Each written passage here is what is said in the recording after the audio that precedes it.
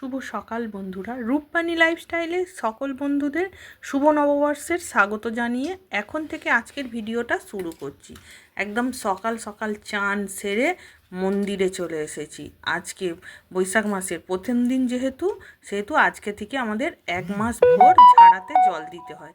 সেই ঝাড়া আমার বড়জা বেঁধে ফেলেছে। আমি চান করে চলে এসেছি, ঠাকুরকে বাতি দিয়ে ধূপ জ্বালিয়ে দেখিয়ে জল ঢেলে নিচ্ছি ঝাড়াতে। এইবারে ঘরে চলে এসেছি। ঘরে ঠাকুরের আসনটাকে খুব সুন্দর করে আজকে সাজিয়েছি, দেখো খুব সুন্দর লাগছে।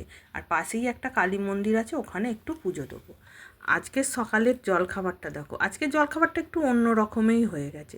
খাওয়া দাওয়া করে এবার চলে এসেছি রান্নাঘরে। সবজিগুলো আগে গুছিয়ে নিয়ে তারপরে এবার কাটাকাটি করে নিই, তারপরে রান্না করব। এই সবজি কাটা গোছানো হয়ে যাওয়ার পর দেখো গ্যাস টেবিলটা পুরো একদম ভর্তি করে নিয়ে দাঁড়িয়ে পড়েছি। এবার সুন্দর করে এবার টাইমটা শুধু রান্না করব। আর যাতে এদিক সেদিক না যেতে হয় ওই জন্যে। কথা বলতে বলতে আমার অনেকটাই রান্না এগিয়ে গেছে। ওইদিকে মাছের ঝালও হয়ে গেছে, ভাজা টাজা হয়ে গেছে।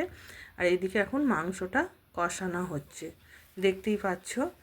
আর কাদের কাদের আমাদের এখানের মতো আজকের দিনে এই রকম নীল মাঙন হয় দেখতে পাচ্ছ তো। এমনি আমাদের আগে হয়েছিল, ওই যে ভোগ দেওয়া হয়েছিল যেই দিন সেই দিন, কিন্তু আজকে হচ্ছে বাকি সবাইদের ঘরে যায়।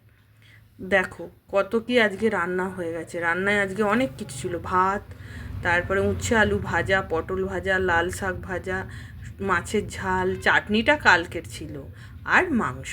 চলো টাটা।